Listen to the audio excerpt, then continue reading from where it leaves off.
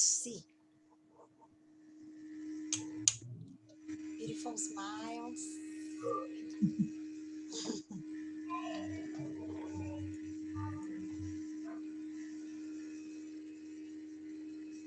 It's working now, Fe. It is great. Oh, great. So can you see the subtitles, everyone? Então, em português primeiro, para quem precisa de legenda, de acompanhar com a legenda, aqui embaixo, na parte inferior, tem Live Transcript ou CC, e vocês podem clicar ali e vai acionar. Não é uma tradução, uma legenda de filme.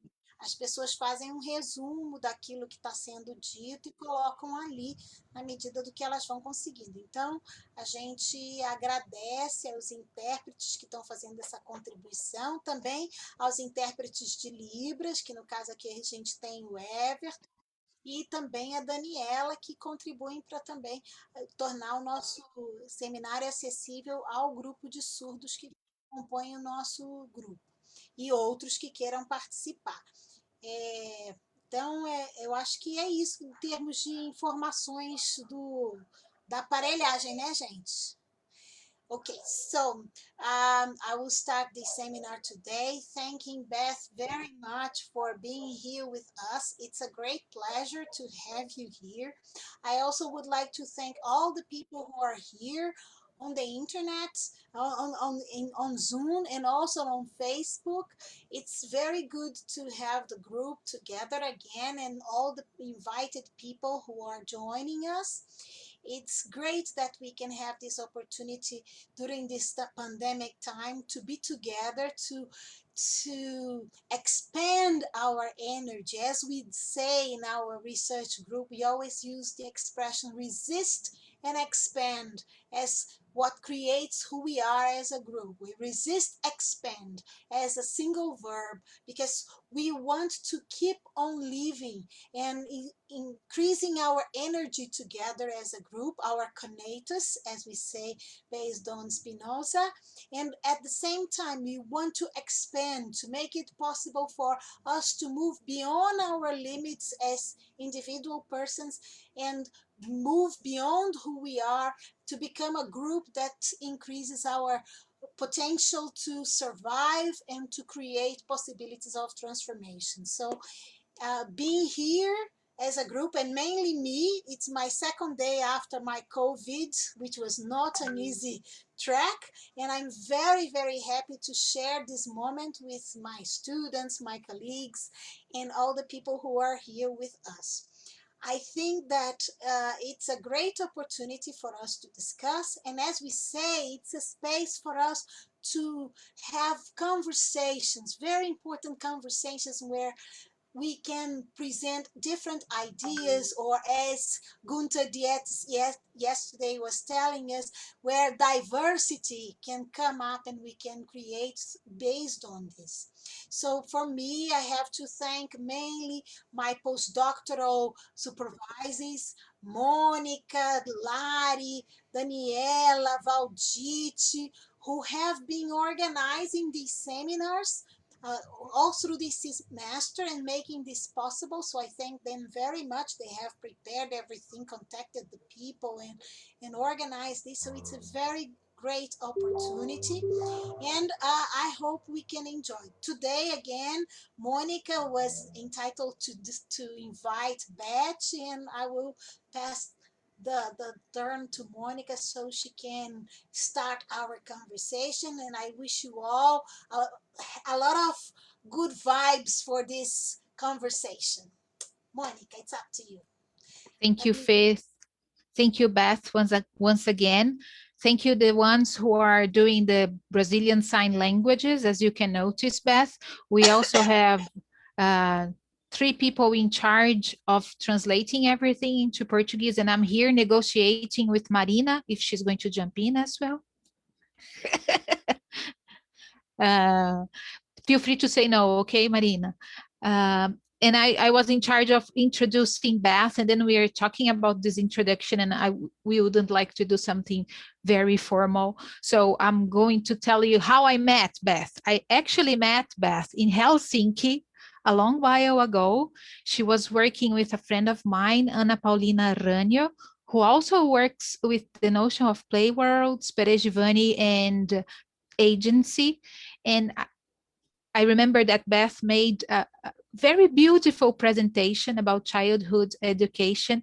And I was like disturbed, and I made this question to her about the methodology of perezhivanie, on how to analyze perezhivanie. And that was my pulga atrás da orelha, we say in Portuguese. I don't know how to translate it in English, Vivi or someone who can do that. I had this disturbing me. How can we analyze perezhivanie? And then that's something that later on I asked Nikolai, then I asked Fleer about it. And I think it's still something to move on. And I think you've been doing that. So that's how I met Beth. And then we met again in ISCAR in Canada. And Beth has this long trajectory of working with early childhood and education, this the magic of the play worlds, and the challenge of working with perezhivanie. Currently, we've been working in cultural praxis, and we've been facing this, I'm not sure if it's a contradiction or if it's a double bind of discussing the regenerating chat, or a further generation of chat on one hand, and on the other hand, discussing very sensitive issues to chat, such as racism, gender issues, which are not so developed in theory, and would be a contradiction, since we are talking about a revolutionary theory, a theory that is built in the locus of overcoming situations like those, and at the same time we face those issues inside the theory. And I think Beth has been discussing it with lots of care, and I've been learning a lot from Beth. So it's great to have you here, Beth, in our research group. And thank you for joining us. So we are going to organize so that Beth makes, if you want to make a presentation, we sent you the questions before. I wrote some questions like an hour before. So we are also going to discuss those questions from the Google Doc. And then people feel free to pose questions on the chat box. There are also people on Facebook, and we may receive questions from them as well. Right? Can we start, Beth? Would you like to complement? Yes, Fê. I just want to say, pessoal que está aqui entrou atrasado e precisa de legenda, é só clicar em CC embaixo para que vocês possam acompanhar as legendas em português. Eu só reforço isso porque várias pessoas entraram depois e às vezes não acompanham no chat. E aí fica... Fê, só para a gente organizar, a Vivi que começou com a legenda, né? Sim, aí daqui a meia hora... Beth, in 20 minutes, more or less, I will interrupt you a little bit so I can change the person who is doing the subtitles, okay, the closed caption for us. Yes. And then we move to Cristina, and then we move to Raíssa, and then back to Vivi, and then 10 minutes or 5 minutes just to end. Okay. Just one last thing. It was very weird not to have Fernanda last seminar, because, she's the queen of this space, and with her energy. And so we felt like there was this blank space in our group because she wasn't here. So Faye, it's very good to have you back. I'm happy to be here. Very happy. So Beth, the floor is yours. Well, thank you for that wonderful introduction. And now I'm co-host. Should I admit, or you can still admit? Yeah. Okay. People are coming up to be admitted. You don't need to worry, Beth. I was just worried if you wanted to project anything on the slide. That's why I put you as a co-host. But don't worry about the people who are coming. We have a lot of co-hosts. And I'm not so good at double tasking, so please interrupt me for questions, like voice them, because I won't look at the chat so much. And some of the questions, I only saw a couple questions before I had to go teach and take care of my children, so I haven't seen the last minute questions. But I love that introduction, and I'm so happy to be here. And I loved the invitation, which was actually written as an invitation to come And so that's very nice. So I'm very happy to be here to play. And I just say one thing in response to Monica's memories of Finland, which I do remember, and I remember her question. I think that it's my most recent thinking. I sent you a forthcoming paper because I think that's more fun to talk to you about things that are like very new for me. And I think this forthcoming paper is sort of incomplete. It's part of a series of papers. And that question of how to study perezhivanie, I always think of Vasilyuk's ending to his book where he says, you know, we can study it in fiction, but how do we study it in life? So I think it's a very funny thing because we know something about it, but only from fiction, right?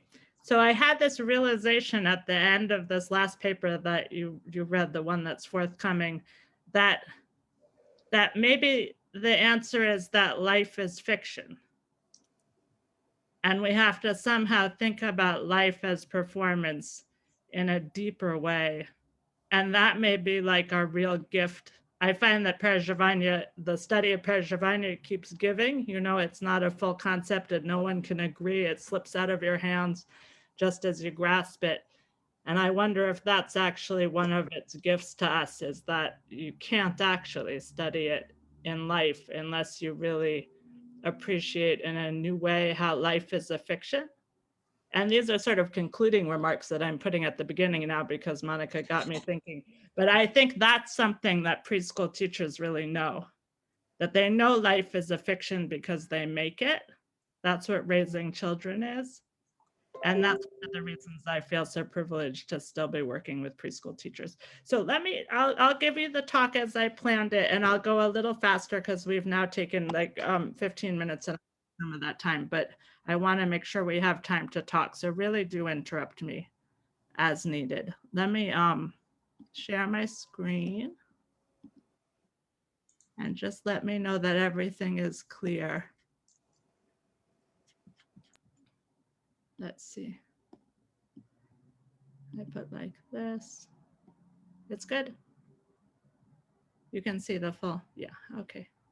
And I think I have to put, I'm so technologically inept, but I just want to make sure I can see the whole screen. Okay. So my name is Beth Ferholt and I use she, her pronouns. And the title of the talk is Perezhivanie, the Constant and Care as Development. And I work at Brooklyn College at the City University of New York. So even though I'm speaking from my home, I'll start with our university acknowledgement. I acknowledge that the land on which we gather is the traditional and unceded territory of the Lenape. And we at Brooklyn College acknowledge that academic institutions and the nation state itself was founded upon and continues to enact exclusions and erasures of indigenous people. I don't know if that's international practice now, but that's how we start our talks now in the United States often. So I'm going to talk about perezhivanie and social change today. And to do this, I need to speak about care. And I've been connecting the idea of care and the idea of perezhivanie with a concept in progress, I call it, called the constant. And it's a concept that was developed by a teacher, and I've been trying to use it to talk about perezhivanie. I'm going to start backwards by talking about care, and I'm going to only talk about perezhivanie itself a little bit at the end. So mostly I'll talk about care and the constant. And I'm going to start in a way that my thinking often works. I'm going to start quite concrete, and then you'll feel a jolt as I'll move into a really abstract section. So just be prepared for that, and then I'll try to tie it together for you. And I just start by just reminding us all that perezhivanie was Vygotsky's trashed unit of analysis, right? So before he settled on a unit of analysis that he felt could work for the progression of his theory, he tried out perezhivanie. Just interesting to think about. I like to use things that have been thrown away. And I think the fact that it has been thrown away makes it more special to me. So let's see here. I study play worlds. And this is a photo from a Swedish play world. It's from a book we wrote about a Swedish play world. It's called Princess and the Basement Troll Play World. And it actually is a wonderful picture to talk about our whole hour's talk. So it's actually, I think it's not just about play worlds, but it's also about care. It's also about perezhivanie. And as you'll see when I get to the constant, it's also about a constant. And I want to start because my research now, we're in the midst of a project with Japanese play world researchers, and our focus is on the arts. And one of the things we've done is to always have 2 artists on our play world team. So we have someone who's an actor usually who works with the teachers in their acting skills. And then we have a documenting artist. And this fits with my statement at the beginning. We find it very hard to see play worlds if the researchers take the photographs. It happens sometimes, but very hard. And same with the film. But if we have an artist in the room, then we get these photographs that seem to correspond more to experiences in the play world and work better for analysis. So this one is a photograph by Rachel Kahn. And I just want to say a few words about who the group is that I work with. So Anna Rainio is one of the people still involved with us, and we have a large group from or a not so large group, but a group of us from Finland and Sweden and Serbia and Japan and the United States. And we used to call ourselves the International Play World Network. Sometimes we still do, but we're sort of, as chat regenerates, we're regenerating ourselves. And so we've been calling ourselves the Play World of Creative Research. So we ourselves are trying to create a play world in our research. And if you want links, you can go to the LCHC autobiography, and we'll soon have links to the Cultural Praxis site. And we also have open lab meetings. So even if you don't study play, you're more than welcome to come to our open lab meetings, and you can just give me a call, and we'll schedule you for one where we're not arguing too hard about a new paper. This is our Swedish book that we're gonna come out with an English version soon. And I just wanted to mention that we have a commitment not just to working with artists, but to writing with teachers. So this Swedish book was written with the preschool teachers, and the analysis with the teachers and the children has been very important for us. In the Japanese play worlds, sometimes they have them with all adults, but some of the adults have dementia. And again, the analysis with all of the adults is very important. But so that's a very important commitment for us. And I just wanted to mention very quickly also, and then I'm going to stop with the play world context because I want to get to the care and to the constant.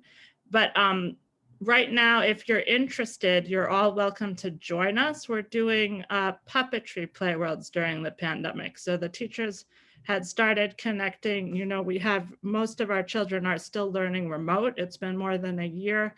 The whiter, wealthier children have returned to school, some of them, but most of the children of New York City are still remote. And to connect with the young children through the screen, we've been using puppet play worlds. But because it's Zoom, you can come, and we've been doing a lot of research with these wonderful puppeteers, and you can just email me and join any of the Zooms if you like with your own preschool teachers. Of course, it's puppets for young children, so the language is never an issue. It's, you know, lots of emotional puppets, and we make puppets together and work with the preschool teachers. So please join me for that. If you would like, you just send me an email. Okay, so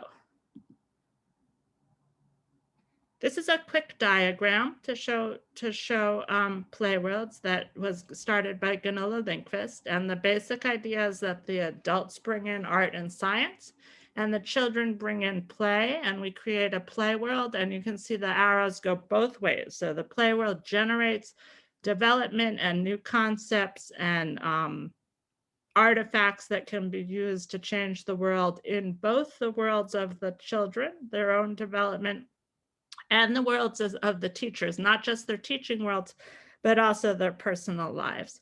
And another nice way that we often show what we're talking about is from Mary Poppins. I don't know if you have your own Mary Poppins. When I speak to the Russian scholars, they have their own Mary Poppins, and it doesn't have this scene. But in our old Mary Poppins, we had this scene where the adult draws the picture. So the adult brings the art. The child brings the magic, that element of faith in the possible, that they think they can jump into the picture. And it's only when the adults and children hold hands that they can actually enter in. And that's the real work of Playworld, is how to hold hands, because the children want to hold our hand, but how long can we sustain our holding of their hand? That's hard for us. Okay, so I'm going to talk a little bit about a Brooklyn Playworld, sort of quickly, but this is just a very recent Playworlds. We have Playworlds every year in Brooklyn, and this is one of the ones right before the pandemic. And we work with a school that works closely with the Swedish preschools. And part of our goal is this activism in New York City for the human rights of the child. So to take the Swedish focus on the children's right to play and really their human rights into New York City, where we haven't signed the convention. So we're one of the very few countries that is okay with child poverty and child abuse. So it's an activist project, and this teacher has been to Sweden a couple times, and she's bringing here the Swedish Playworld pedagogy into her classroom by choosing a book. This is the Billy Goat Scruff, and she reads it to the children. And then the children start to draw from the book. So we take quite a few months to have the book read and told. And you can see here on the left, the child is drawing something that looks quite like the illustration in the book, with the troll drowning in the water and the billy goats crossing. But over time, you can see on the right that the pictures become more complicated and, to our eyes, separate from the story. But I'll talk through how this picture on the right, which is actually a diagram of a time machine, came to represent this play world. So the first thing that's very important is the teachers. Sorry, Beth, can I just interrupt to change the people Yes, who are yeah. Should I be quiet while you change?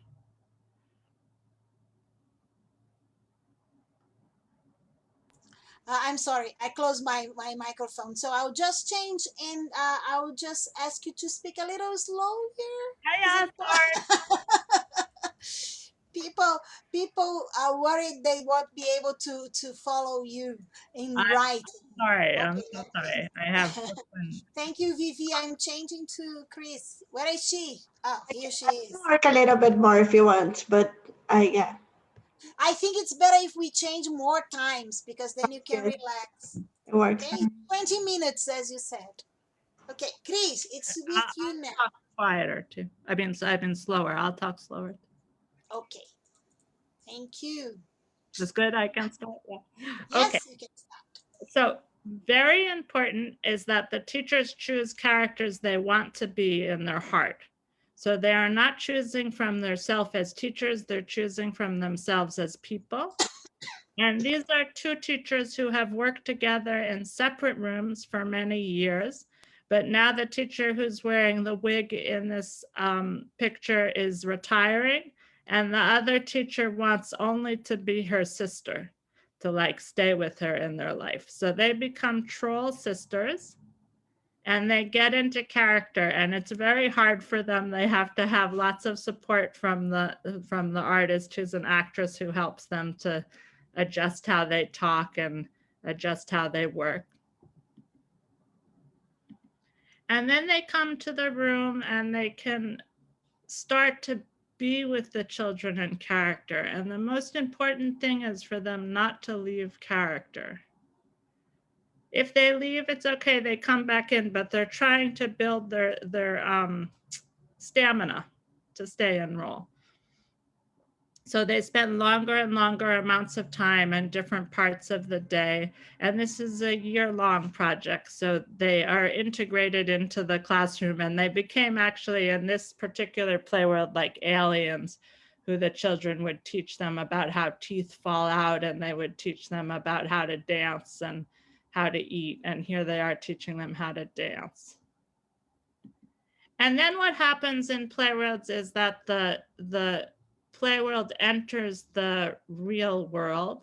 So what happens here is that the children started to find the fur of the trolls at home, in the park, in their classroom. It was not put there by the teachers. The children just find the trolls. So then we had problems with the lights in the school. Of course, that was the trolls who had done that, and the trolls destroyed various other things also.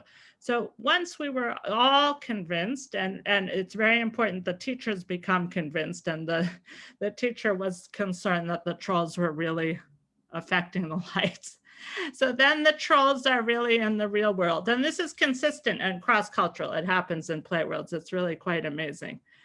And then also the real world goes into the troll world. So at this time we were, all protesting the violence at the border. And for many of the children, this was a very relevant issue, not just from seeing it on television, but they were worried that the ICE police would knock on the door and take their grandparents. And it wasn't a fear where we could tell them it will definitely not happen, So this was a horrible time and very difficult time. And they brought this into the play world. So the trolls turned from being the nasty ones in the story to the children who would be separated. And here this child writes, or tells to the teacher to write, this is the floating raft the troll got away on. The troll is going to an island where his family is. So they wanted to reunite the trolls with their family.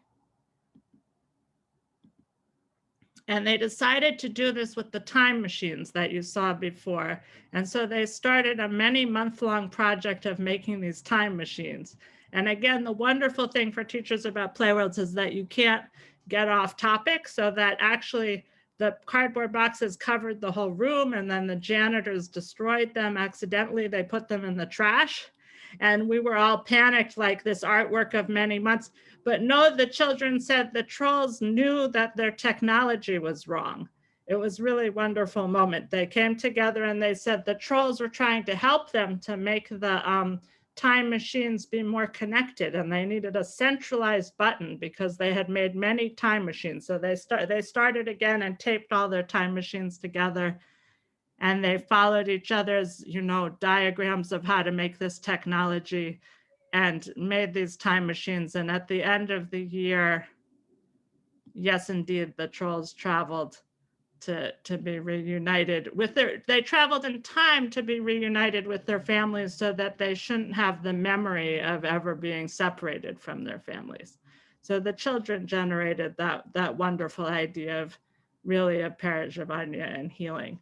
And then, of course, after this happens, everyone can feel, oh, we saw perezhivanie, we felt perezhivanie, but we can't make any sense of it. So we have the artist work with us over the summer. Here you see the two teachers who were the trolls. In the middle is the teacher who came to take care of the children while they were the trolls, so they wouldn't have to get out of role. And then you have the teaching artist who's actually from Sweden who came to work with us. And I have to do these workshops too. So. Go ahead. Yeah. Sim, yes. I don't think I can do it. I can go. I'll put it, okay, I will pass it Sorry, to I'm sorry. No problem. It is hard. It is hard. Did I get too fast again? Is that the problem? I'm sorry. It's just I'm not used to it. It's so hard for me. I'm so sorry. Go. We are doing volunteer work, so it's hard sometimes. We can't follow this so much because when we translate, it's easier. But when we write, sometimes we cannot do it as well. But no, I'm utterly amazed that you're doing it at all. So it's we are trying to help our colleagues, and thank you, Chris, anyway, and thank you, Lari, for substituting for Chris. Should I go on just a little? Yeah, okay. So basically all that we can agree on so far about play worlds is that they're a way of being. They're based in adult-child joint play, and they're a common denominator of play and art. And I just want to take us quickly to the Vygotsky's theory just a tiny bit of theory that holds up the play worlds. And of course, the play worlds work from praxis and from practice and from theory that's local, but they are based in Vygotsky's ideas via Gunilla Lindqvist's interpretation of these ideas, and importantly, not just his ideas on play and development, but also his theories of art. But the main sort of basis for all the thinking is that imagination is an integral aspect of realistic thinking. Invention and artistic creativity require realistic thinking and imagination, and the two act as a unity. And then we also use a lot of Winnicott, and I'm going to mention this because it ties with the constant, and I'm going to switch in a moment to the constant. So I don't know if Winnicott's familiar to most of you. A very simple theory from the Winnicott, which I don't really think of him as a Freudian because he was doing things that really fit with chat. But in any case, he says playing and cultural experience can be given a location. I love this idea of a location. If one uses the concept of potential space between the mother and the child, or the caregiver and the child. So you have the stuffed animal is your best example. Like, what is the stuffed animal? It represents this space between. Okay, so I'm gonna switch just to contextualizing the play worlds. And I've been using this Care collective. I really like this new, where did I put it? I put it out to show you, but it's a nice book. And it's the Care Manifesto. And so from this, I take this little paragraph that care has long been devalued due in large part to its association with women and what's seen as unproductive caring professions. Care work remains consistently subject to less pay and social prestige, and the dominant neoliberal model has merely drawn on these longer histories of devaluation while twisting, reshaping, and deepening inequality. It has neither an effective practice nor a vocabulary for care, and this has wrought devastating consequences. So my main argument in regards to care is that I think that Vygotsky's work, as it inspires more radical forms of care, like play worlds, can help us to make social change around a rethinking of care. And I'm most interested in this idea that caring is unproductive.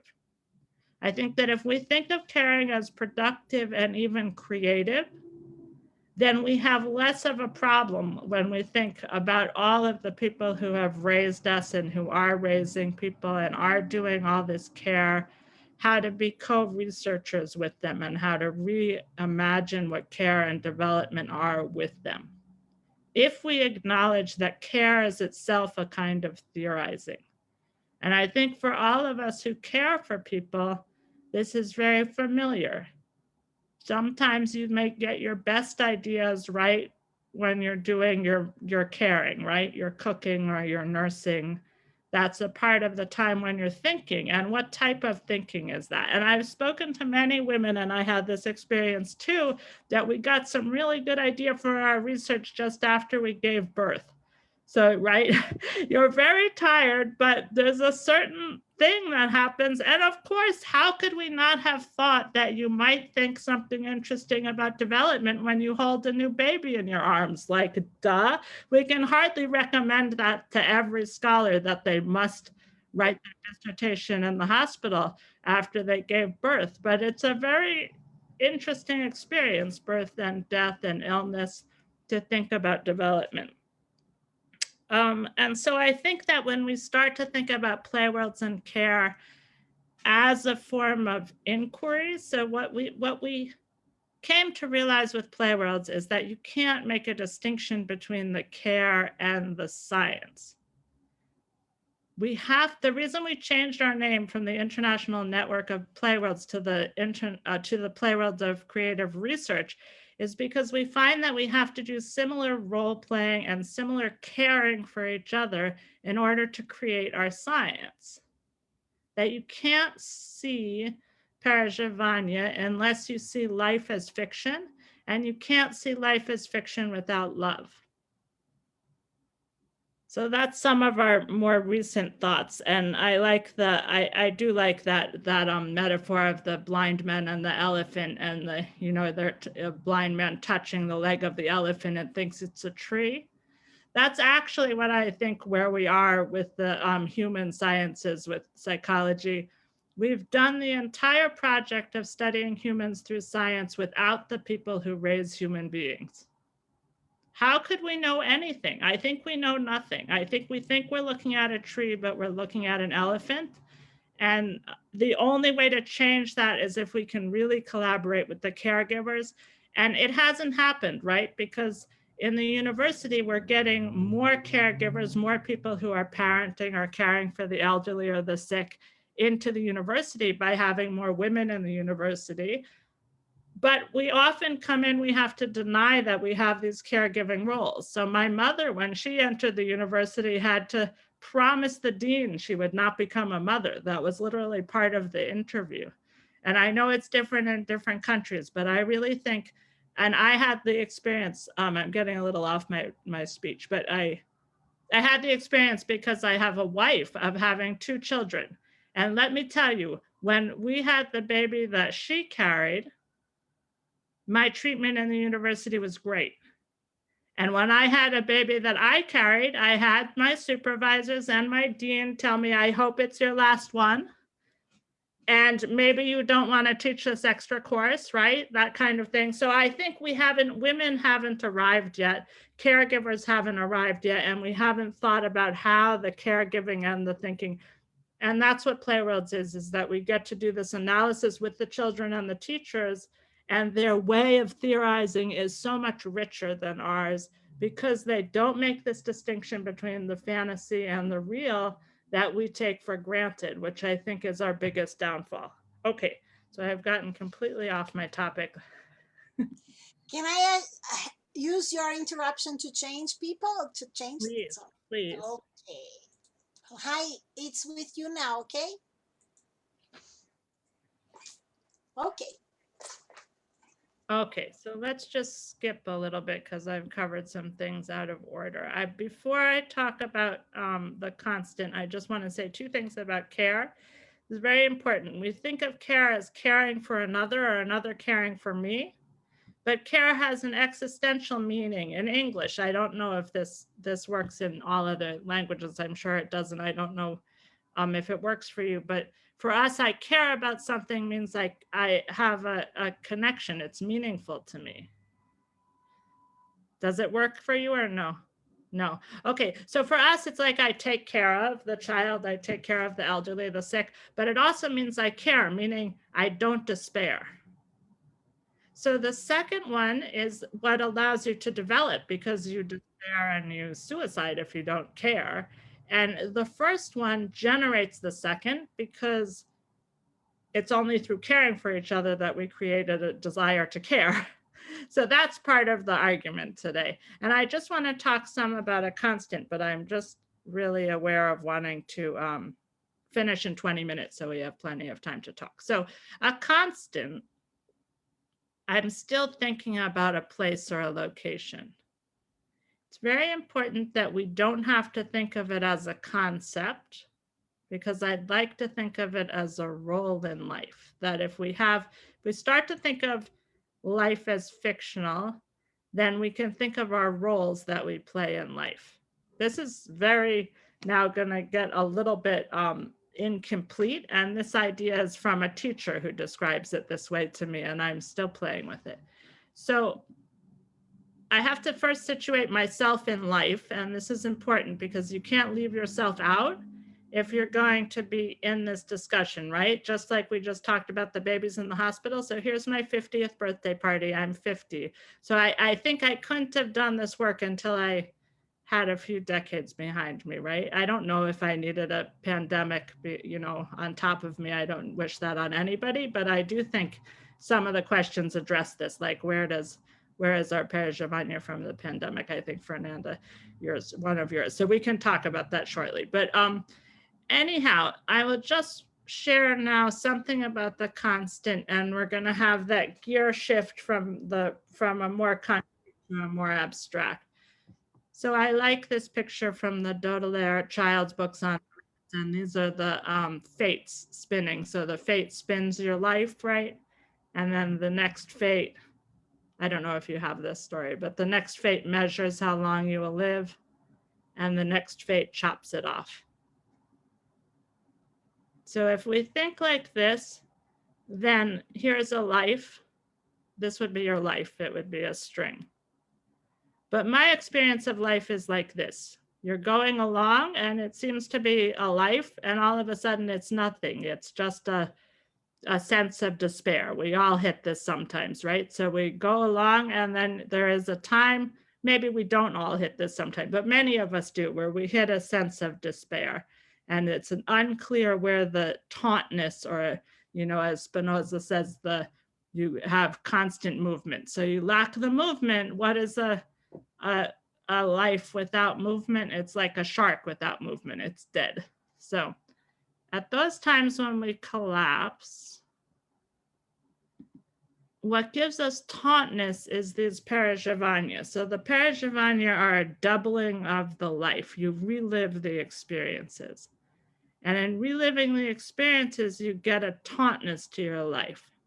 This is sort of where my thinking was when I spoke to Monica in Finland many years ago. And the Playworlds have brought me to another point, thank you to the Playworld teachers and characters and children, that looks more like this. So when you have a perezhivanie, and this fits with what Vasilyuk said, another life will cross your life. So you can't actually make your life taunt just by folding time yourself. You actually need another to help you. And the thing about this is that if you think of the whole life as a necklace, because in the end you die, you end up back where you were, right? So it's not really a line, it's really a necklace with these perezhivanie in it. Then we can think through Vygotsky in terms of the death as a folding of space, because we know that we all create these artifacts that are ideal and real. They have the spirit of us in them in a sense, and they go on to the next generation, right? That's the chat idea. And then in these perezhivanie, in a way, we're touching that same communitas, maybe we can use Edith Turner's idea of communitas, in these places where another crosses our perezhivanie. And this is something that came to me at my grandmother's funeral when everyone was speaking about her and they all had a different bead to tell. And you could almost not see that my grandmother was a full person because she touched different lives in such different ways. I don't know if you've had that experience at funerals.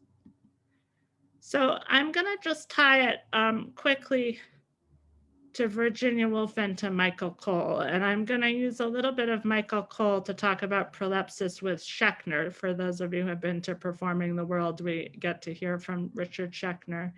And Vivian Paley for me is the link between the two, between the Virginia Woolf and the chat, because Vivian Paley is I don't know, are you familiar with her work?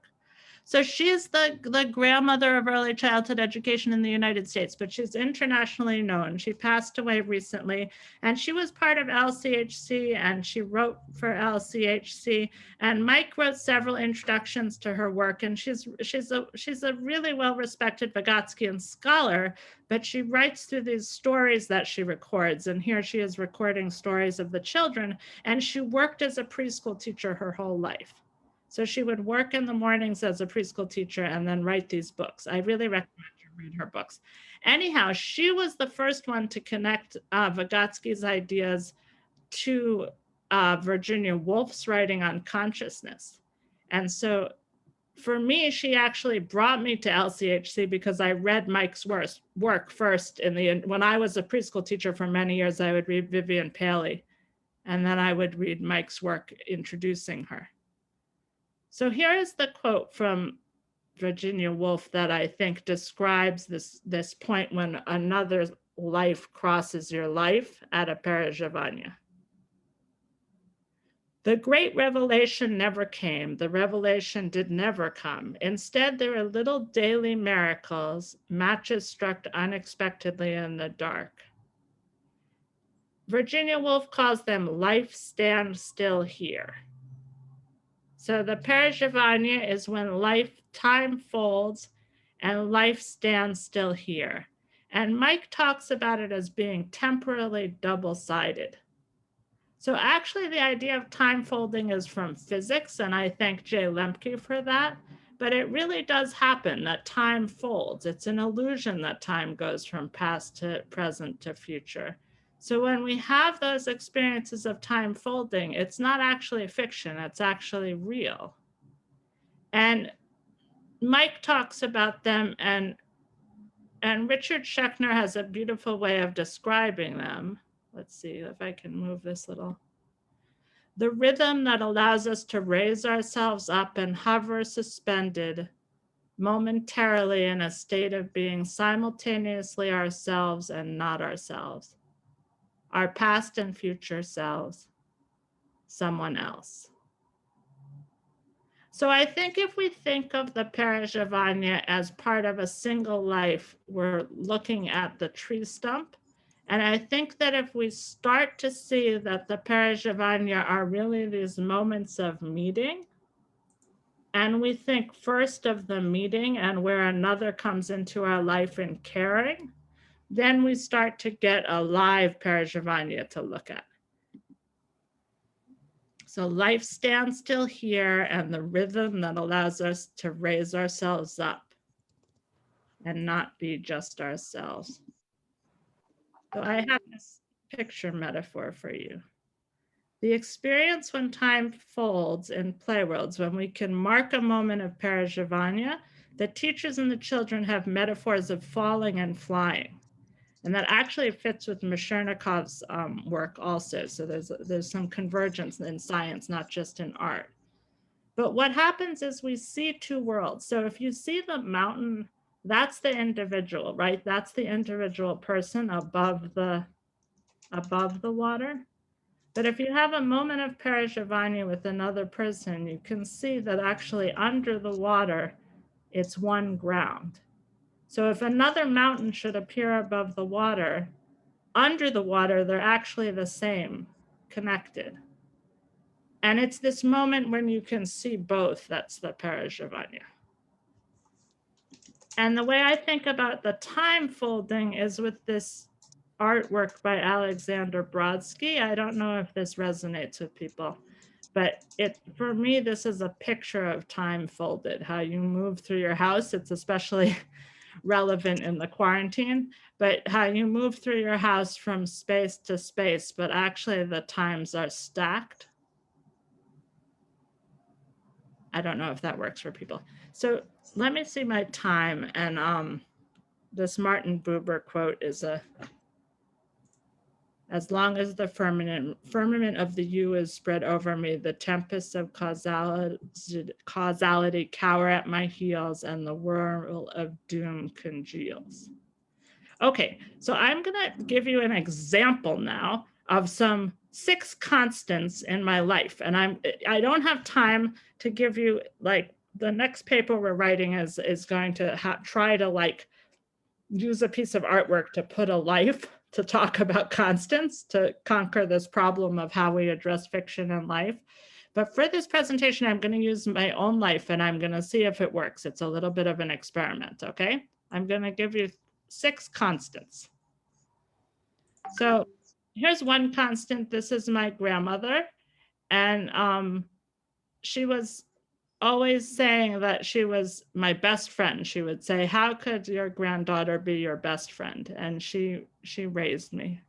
And you had Mike talk to you a few weeks ago. She actually really reminds me of Mike. She was a utopian socialist, and this picture really captures her spirit. She was always making an argument. Here she's talking in her mother tongue and arguing with her husband. And shortly after this, they both passed away. But she was one constant in my life. This is another constant in my life. It's Mrs. Brown, my preschool teacher, and I was in her class in a one-room schoolhouse in a mixed age group for many years until I was 7 years old. And actually, when I left, I was so upset that my mother had her come and she took me out for an ice cream sundae. And she's an artist and a gospel singer. She just got her master's in teaching education. And here's a picture of me when I was in preschool, and I was very shy, but I'm being a snake on stage. And I remember that time I was able to be a snake because if you can see, Mrs. Brown is laughing behind me. So that's another constant in my life. And this is a third constant in my life is Zachary, my younger cousin. So I had many siblings and many cousins, and I took care of them all since I was about 6 or 7. And so when Zachary was born, I was already taking care of him. And Zachary and I developed a game we called Lammy Game that our children now play together. And it was based on his stuffed animal, a lamb. And I literally played it till I was 18 and went away to be a preschool teacher. I went to college and then started a preschool. And so I haven't stopped playing Lammy Game and other games. And this is a teacher who you'll hear from. He's the one who came up with the idea of constant. And he did one of the first Play Worlds, and I love him very much. He's now a principal working for Play in San Diego. And this is a fifth constant in my life. This is a little girl in a Play World in Sweden.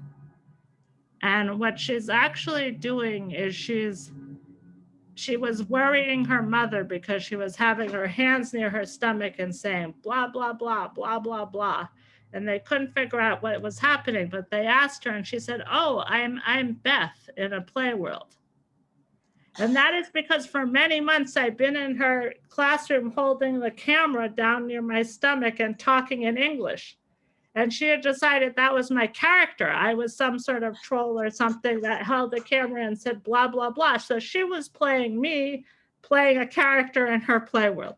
And it was such a gift to me to see myself embodied in this 3-year-old Swedish little girl that she was a constant in my life. And then you just read the paper I wrote with Chris Shuck, and this is Chris Shuck, who I've been friends with since we were teenagers, and he's in front of a building where we had our first history class together. So I don't know if that helps, and I'll be really curious to hear if that was a successful way of portraying anything about a constant. But those are some people who have allowed the world of doom to congeal. And I'll just close with some words about a constant. So Michael, the teacher, says a constant is someone who helps you reflect back on what you did. That sounds like science, right? We're talking about care, but it sounds like science. Helps you remember your own experience. And this person may or may not have experienced anything you did. A constant is like a beacon guiding you back on course, but also giving you hope. And he said that when he was in Narnia, the researcher, myself, I became a constant for his teaching. He says that still, when all is chaotic and I need something to right my ship, I think of Beth. I don't consciously think of you. You just appear in my brain. And that's a hard quote to use because I don't want to sound like I'm being stuck up or something about how important I am. But so for a while I didn't use it, but it's actually a wonderful way to describe a constant, I think. And we can all, I think on our lives and find someone who just appears in our brain and calms us down. And yet we don't think of those people as doing science with us, and we may not think of them as essential. And that's what I'm trying to shift without, to shift it by shifting the frame, not just by claiming that they should be equal to scientists, but thinking that we should think of the activity of science and living as more connected. So let me sort of bring it to a close. I think I can skip these two. I have a couple other examples of constants. but I just want to say a few words about perezhivanie. So here's the perezhivanie, right, with the little time folding and the people coming through. And so if perezhivanie requires a constant, then we can really go back to Vasilyuk and understand what he's saying in a new way. We can understand this as the center. And I'm having trouble moving the pictures off. Okay, so he adapts Vygotsky's use to describe a form of intersubjectivity. So maybe this is a definition for care. If we're looking for new definitions of care, a form of intersubjectivity in which we insert ourselves into the stories of others in order to gain the foresight to proceed. So this is thinking about caring for others, and we can expand it to be like less sort of existential care and more just like feeding people and stopping COVID, right? Which we don't do for the other person, right? We do it for all of us and for our own development because we see that under the water we're connected. And now I'm shifting around because I can't move the pictures. It's the inclusion of another person that allows the first to ever overcome and conquer despair. But I love to pair the Vasilyuk with the Dot Robbins. I don't know if some of you have met her, but it means that if you look closely, you've passed above something that made you feel pain and lived it again. So when the other people are in pain, we pass above our own pain and live it again. And you keep coming back until you discover you have passed through it and survived. And she calls it an anchor within the fleeting times we have. I think that's an interesting way to think of care, as an anchor.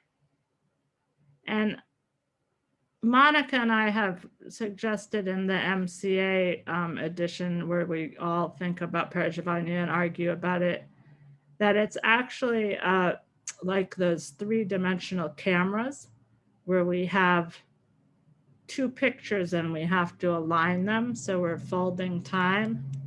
That puts a sense of 3 dimensions or the underwater back.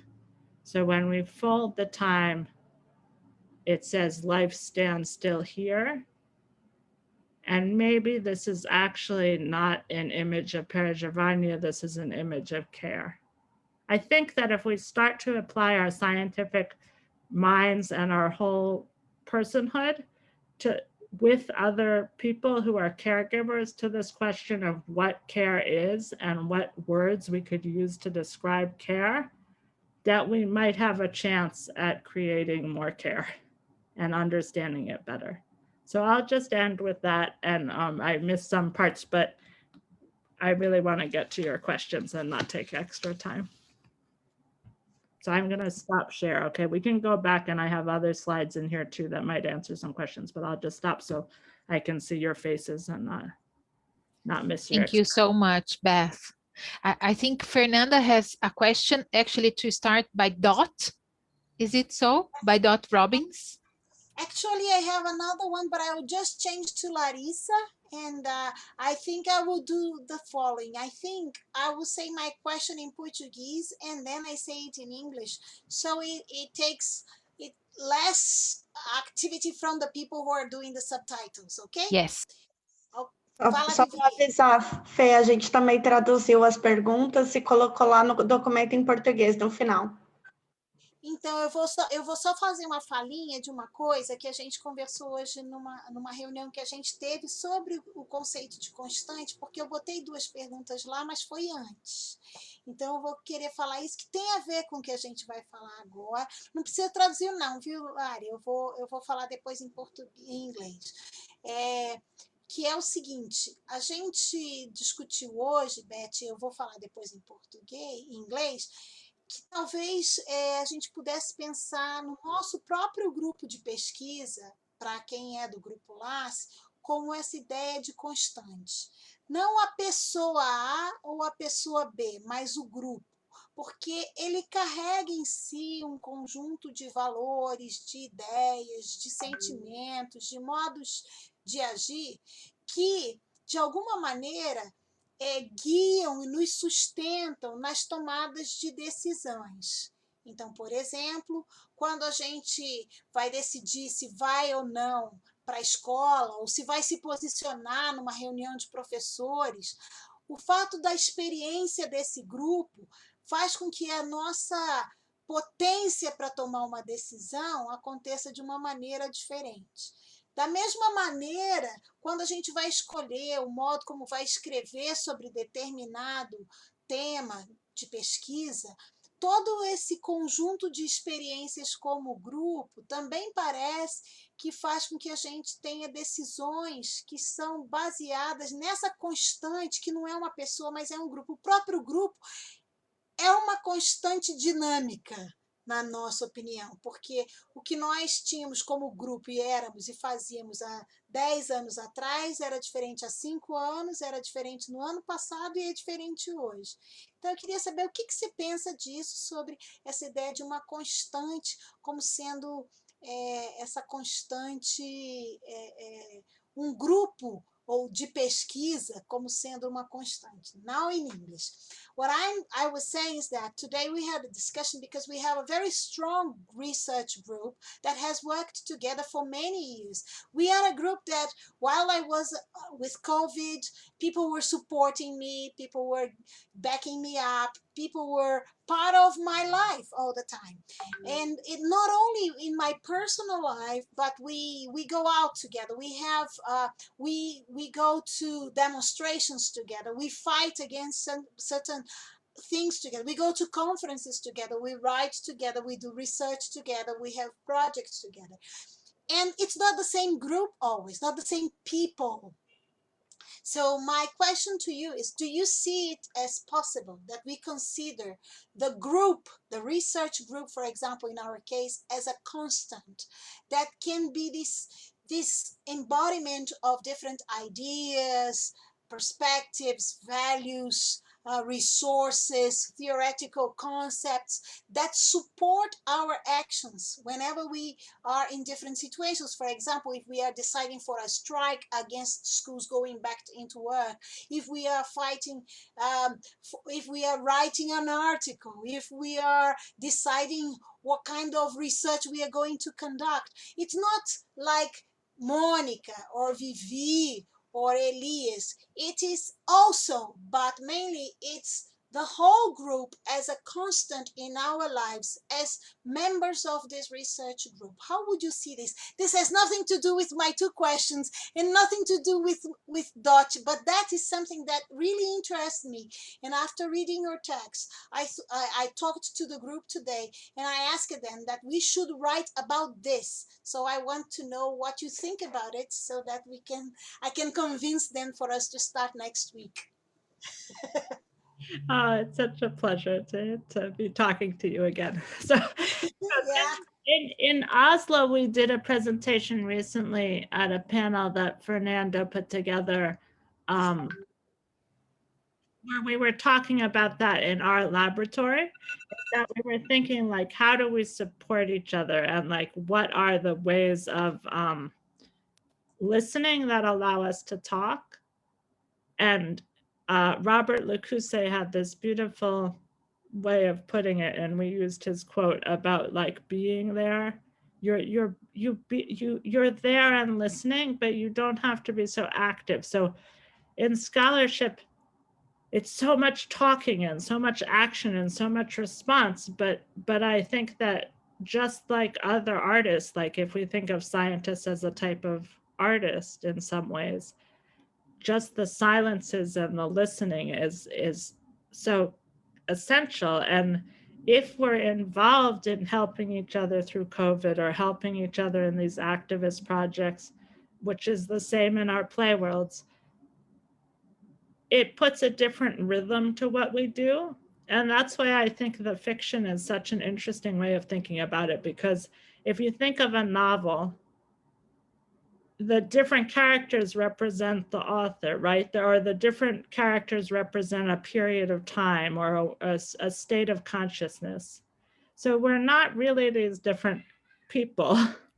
right? It's not a person. And it's an interesting dilemma, because then we get to your question that relates to Andy Blunden's article on cultural praxis. And he and I have had some discussions, you know, where I call him in Australia and we argue about this, and usually then I'm told to go read some more Hegel, which I go and I do.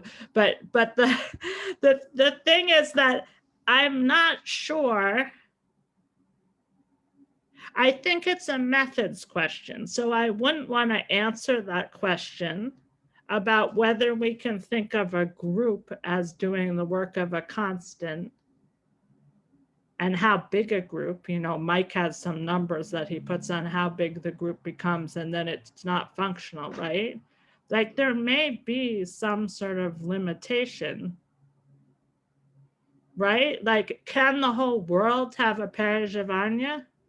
I don't know. My inclination is no. Can a group of beautiful people smiling at each other and helping each other through illness and social change be a constant?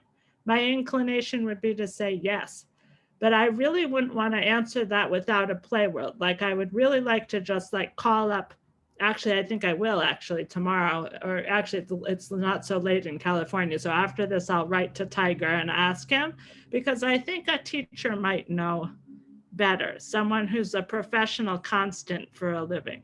But those of us who are doing a lot of care right now, I think we're wiser than we were before if we've been doing this mutual aid and helping our neighbors in ways that we used to maybe just help our families. I find that the pandemic has changed that in Brooklyn. So we go and we risk our health to help our elderly neighbors to buy food or to drive them places.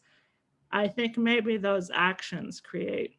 It's a very interesting, and it's also a whole question of what you do in an academic setting with something like a constant. I'm not willing to drop it, but it's clearly not a concept.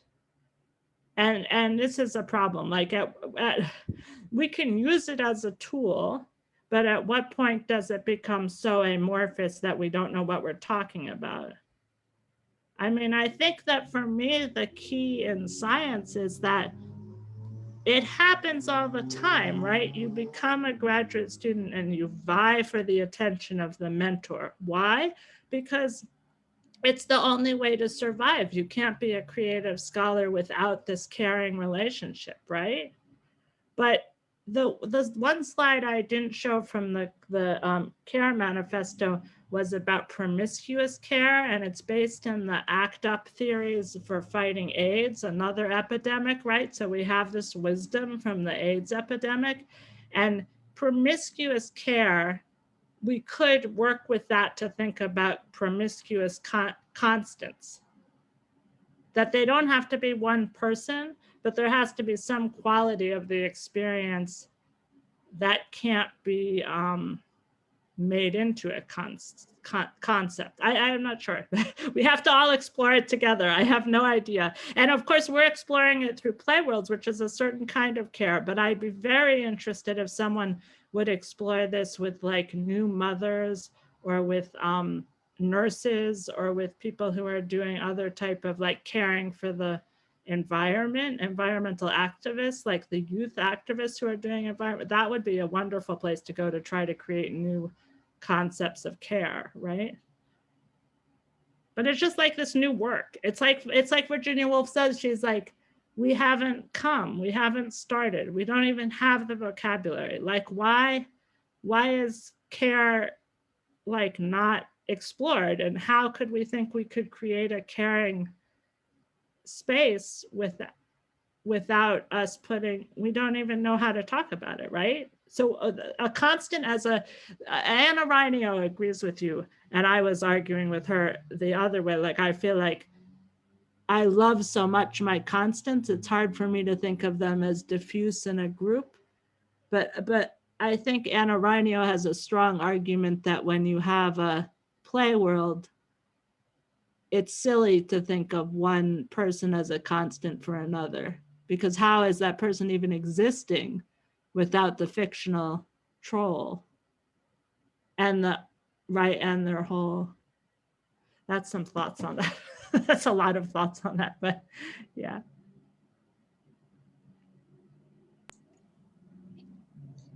Well, I was thinking that when I think about the situation we are going through now, I understand the idea of a person as a constant, but when I see how difficult it is to go through all this, I believe that we rely on the group more than on a person. I don't know if that I don't know. Perhaps I'm wrong. I'm just, it's the feeling I have when I and on the other hand, I think people don't rely on the group as a constant. For example, when I see teachers going to school and asking to go back to school while people are dying, and when I know that going to school can be very dangerous and people can die, I keep thinking, if people had a group that supported ideas for this person to fight against the unfair conditions of work that they are going through. Because if it's one individual, I don't know if the person is strong enough. But when he lives this through a collectivity, then that's why I asked the question about the common. Because the common gives this idea that it's not only for me, but it's for us. I don't know. I don't know.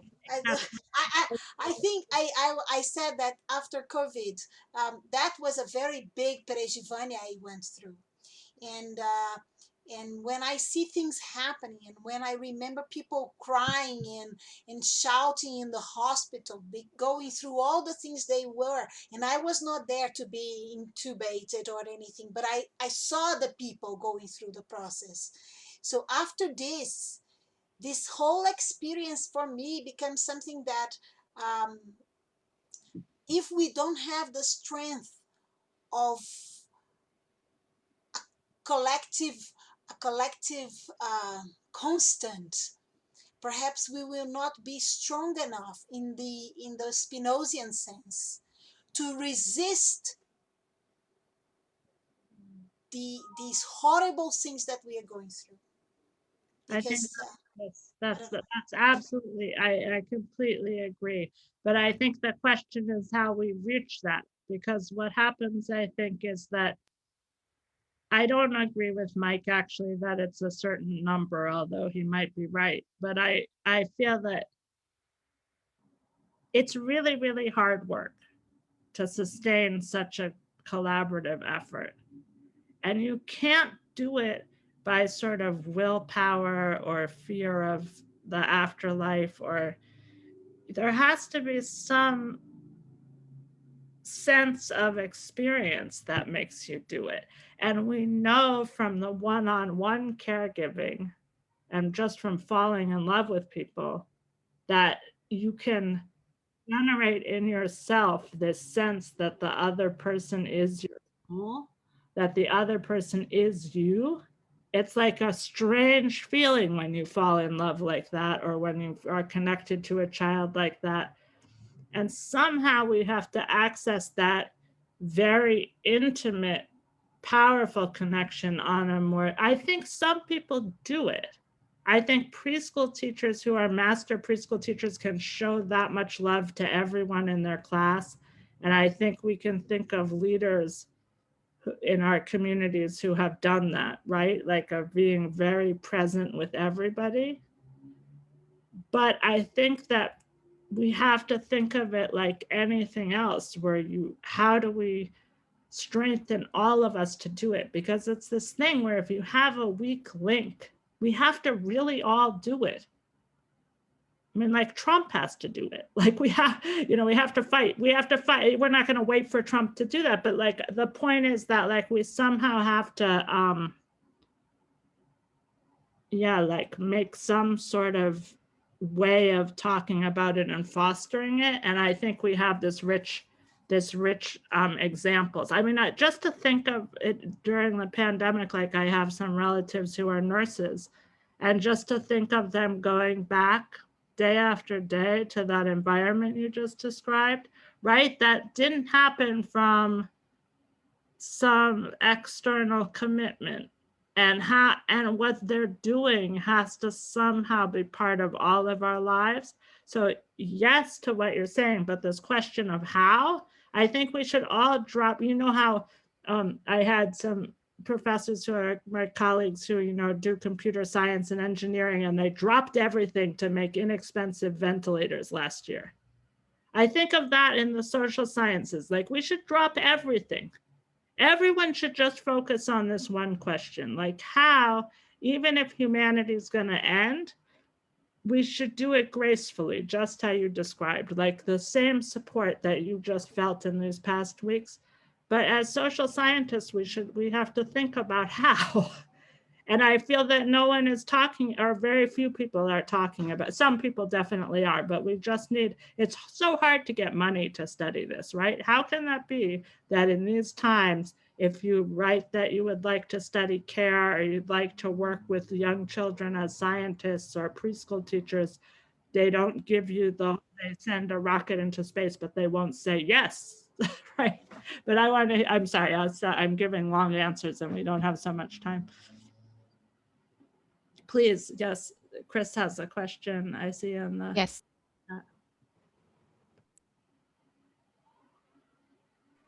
Is it me? Go on.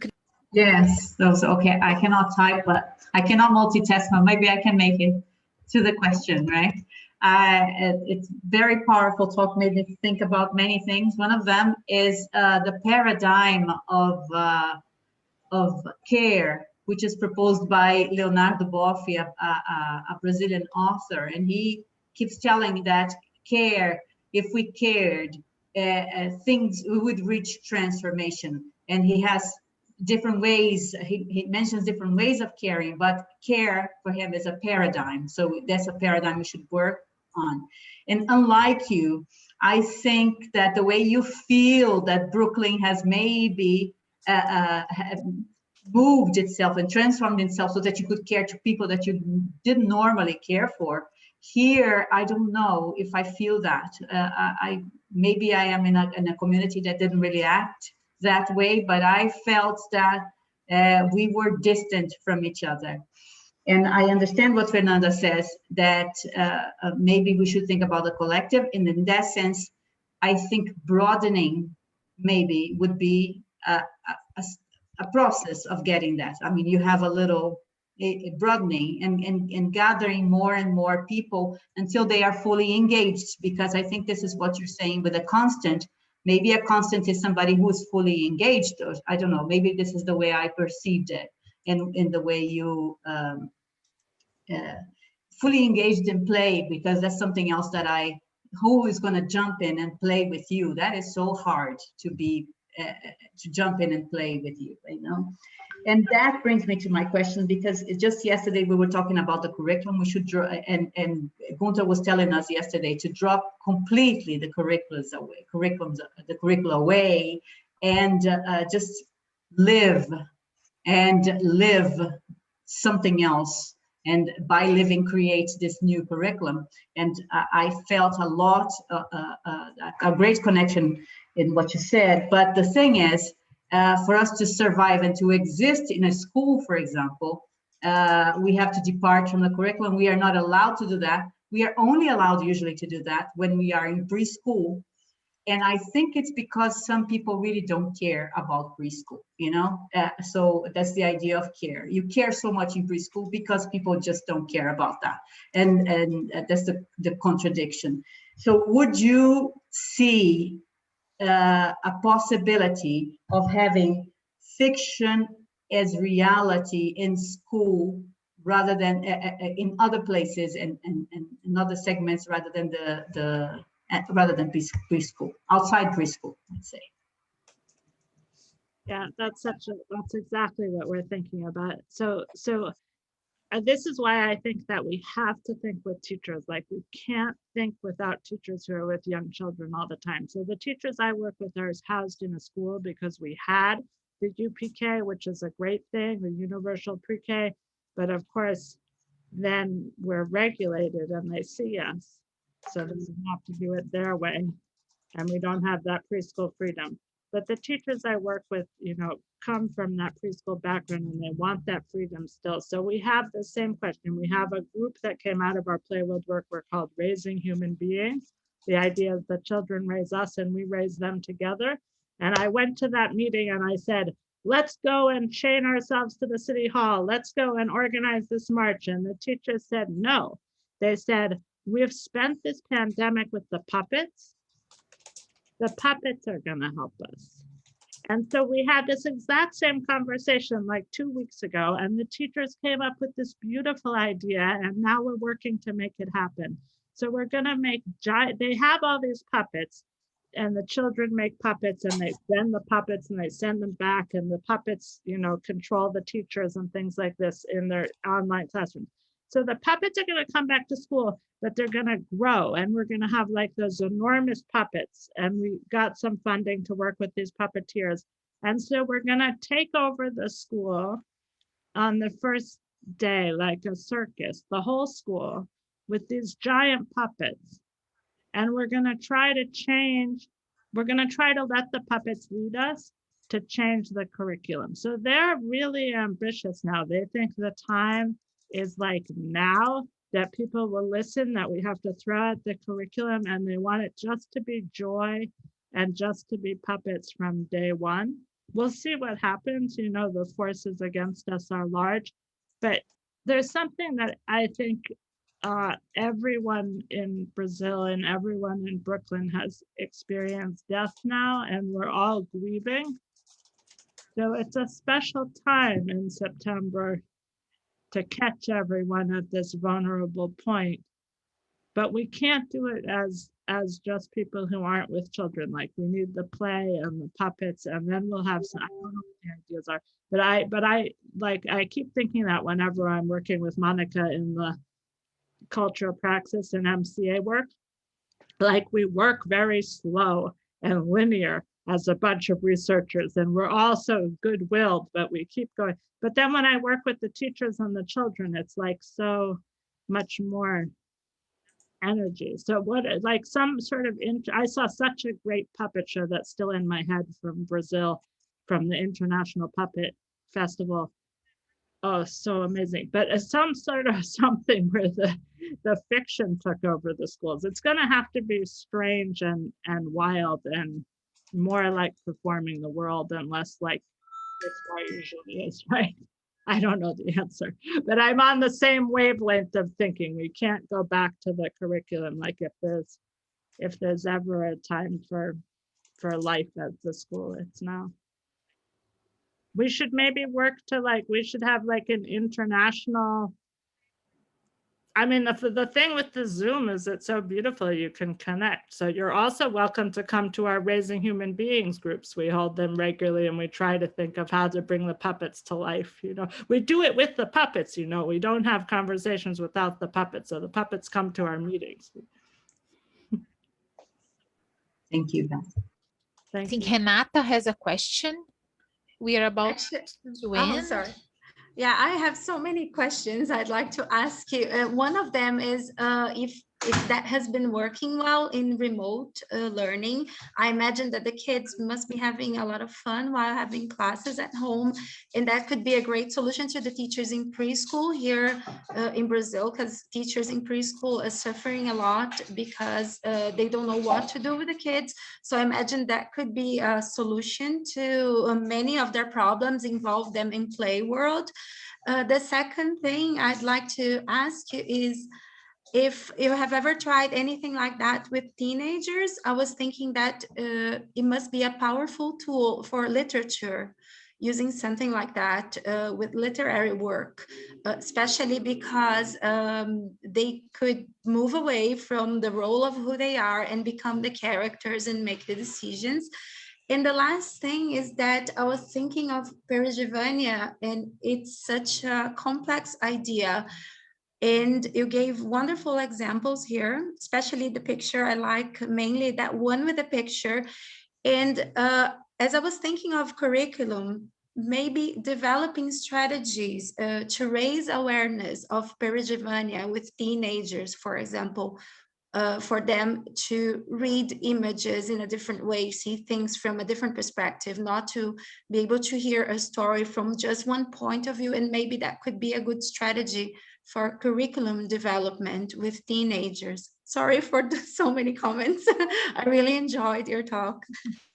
I enjoy your question. So number one is, yes, there's interesting work with playworlds and teenagers. The Serbian work hasn't been written up as much, but that's fascinating in the refugee camps. That includes all ages. And Anna Rainio's work in foster care, that just fantastic work about ambivalence and agency. So yes, there is work with the teenagers, and Finland does the work in the schools. Yes, I think perezhivanie is like one of those things we can say it's not a concept like zone of proximal development, but why not use it? Every teacher, I once thought, oh, it's too abstract for teachers. And then I was working in a Swedish preschool and I went to the bathroom and someone had put it up on the bathroom, perezhivanie. And I said, I saw it in the bathroom. They said, oh yeah, that's because we talk about it a lot over snack, over fika coffee. And so it's like a very useful tool. Who cares if we can't agree what we're talking about? Of course it should be used to help teachers. And I just say about the puppets to end with, because it's a nice story. We came with the puppets because at the beginning of the pandemic, the teachers were calling and crying to me. I can't connect with the children. What if they're hungry? What if they're losing their home? I need to connect with the parents and I can't. And the children get on the screen and they try to change the channel. They don't know their teacher's a real person. One teacher called me. She said, I'm having the best time. I couldn't adjust my computer and I wasn't wearing shoes and my toes were there. And the children started to talk to my toes. I guess this is what I usually tell the story. I put my foot up because it's on being recorded for FaceTime. I won't put my own foot up. So anyhow, she puts her toes up and she starts to paint faces on her toes. And then the children won't leave the screen. They're talking to her toes. The toes become her friends. So she says, we need puppeteers. Beth, get puppeteers to work with us. And of course, we have a lot of research on how that works. And then instead of the frame becoming a negative, all of a sudden it's a positive. It's our friend. It's a puppet theater. And now when I talk to the teachers who have done puppets the whole time, they're all wonderful teachers. They want to be back hugging their children, but they say, I can't say it was a hard year because I had my puppet theater the whole time. And we've actually reached like almost 1,000 teachers in New York just to teach them how to make puppets. And we have workshops coming. So just write me and bring your teachers and we spread it to Brazil. It's so simple. We do it like with toilet paper and the workshops are designed so the children can do it with this is Homer Simpson that my child made, but it was just made from toilet paper and socks. But these teachers, they really can talk with each other about this horrible pandemic and how they're suffering, and they can't talk on this, but of course they can talk right like this to each other with the puppets. So come to our puppet workshops and we try to bring the puppets to life and change the world, because Lois and Carrie have it right. That will be the way to answer our problems. But it's so fun to talk to you. I just wish I could have had more time to answer more questions. So thank you. I know our time is up, but would we have time for one question from our documents, Beth? I have Brooklyn time. It's not like Swedish time. I can okay. Take an hour, so it doesn't matter. Okay, I'll read a question by Yerko. Yerko is actually from Chile, right, Fe? Yeah, he's not here today, but he left you a question. I'm gonna watch you tomorrow. Yeah, yes, he watch you later. Yeah, thank you for your text, Beth. I think that perezhivanie is a captivating concept due to its potential to bring out complex and not always objectified experiences. In this regard, I have two questions. Can you please reflect upon the role that memory and recall played in updating the meaning of different experiences? I am especially interested in getting to know how language and linguistic means may have an impact on the process of updating experiences. In a second place, would you please comment about the challenges that may face the concept of perezhivanie? Thanks once again. Okay, so a little bit cut off, but I think I got the memory and language, and then the question of what was the final thing that you were saying? That the challenges. Oh, here's the translation. Thank you. I'll paste it in the chat. Concept of And you I did it, Monica. I put it in the chat. Yeah, I can see it there. Great. So I think those are very complicated. I mean, I think that we have to rethink memory if we really believe that time folds, because then we can remember the future. And I think that's a useful way of thinking about imagination and change, is that we remember the future. And it reminds me of Mike always would say to us as graduate students, you know, you can't have a new idea. We're all thinking together and we all rethinking the same ideas. So I like that idea of remembering the future when we're working for change, but I can't say a long answer to that right now. In terms of language, I think that my general comment on that is that we talk, but we're not working enough with people who have the 100 languages of early childhood. So it's absolutely absurd how much of our science we do in papers. We just should be communicating more in performance and more in video. And if it has to be put into words, I mean, we exclude so much. Why is that? And so that's something that Monica and I are working with the others on with cultural praxis is, right, like, why should the video just supplement the text? That it shouldn't be that way. And why should the fleeting performance somehow not count as much as, right? And then the problems that face the concept of perezhivanie is the same problems that face the caregivers. It's undervalued. Vygotsky threw it in the trash, and you can't agree on it. So Andy did this wonderful job. He put together this MCA edition, and we all argue with each other, and we don't understand each other. And I mean, I actually agree most with Andy's introduction, but I still think that he doesn't focus on the constant nearly as much as he should.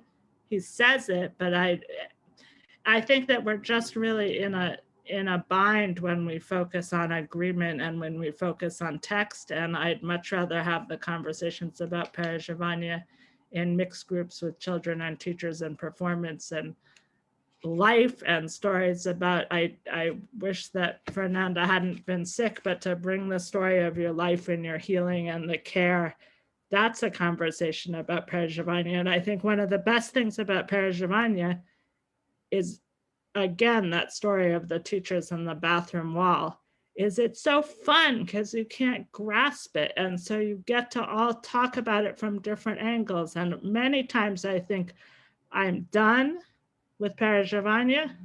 I'm throwing it out the window. It's just like no use. We just argue and we never have agreement. And then I get a text from some teacher in Japan or Sweden or California, and they say, oh, I just had a perezhivanie when I was with my new class, or when I became the superintendent of this. You know, if it's meaningful to the people who are doing it, then we have to learn how to use it. So I think we take the things that are in the trash and we don't domesticate them, but we take the preschool teachers and the concepts that Vygotsky threw out. Maybe Vygotsky's grandmother would have liked this concept. Maybe she did like it. Maybe she thought of it while she was giving birth. So I don't know. Yeah. Wonderful questions. I look for it. And I'll look back on the ones that came in while I was, you know, not available right before this, and I type some answers if I can. Yeah. That Great. would be fantastic. You know, Beth, we will turn these conversations into texts that are publishable. So we want to have you with us, and we are going to have conversations about Vygotsky and social change. So soon these topics and this way of creating in a different way is going to become also something that is available for people to read and discuss. So we It's are going to ask you for this. That's our plan for this semester still. So thank you so much. For creating this space and for welcoming me. And I hope to hear from some of you on play or puppets. And just a We need pleasure. to take our picture. Yes, yes, yes. People, open your camera. Abram as câmeras para tirar foto. Quem quer sair. Our tradition, Beth. It's picture time. Let's see. Here. Oops. Very nice. Haha. One more.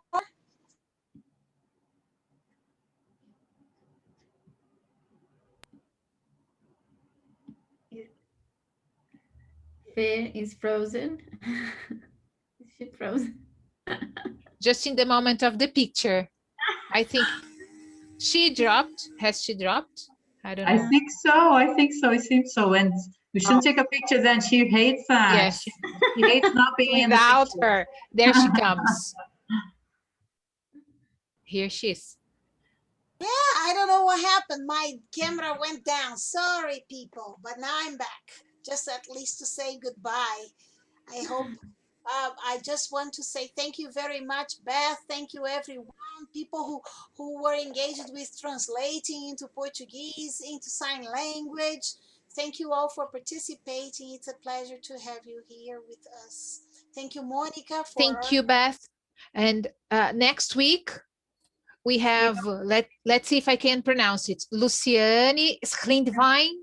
Is it so, Lari? And then we have the Greek myths, Michalis Contopodes and Manolis da Fermos, right? It's not next week. Yeah, oh, yeah, it's true. It's not next week. It's going to be on May 6th, right? Yes. And Luciana, then furthermore. Luciana is a Brazilian, and she has a very interesting kind of work that I think you will enjoy very much to get to know. So hopefully we will have a chance to have these 3 more people, and then next semester we will continue. Keep on. Thank you so much, Beth. See you soon. Thank you so much for coming, and thank you so much for this powerful talk. Bye-bye. Be safe and healthy, everyone. You too. Agradecida, gente. Lari, Dani, agradecida, Vivi, Vivis, Raíssa, Cris. Bye-bye. Cuidem-se. Tchau, tchau. Força com a tese. Thank you. Vivi tá acabando, né, Vivi? Jura, Vivi? Que bom. Tô tentando. Tchau, gente. Tchau, gente. Tchau, gente. Obrigada.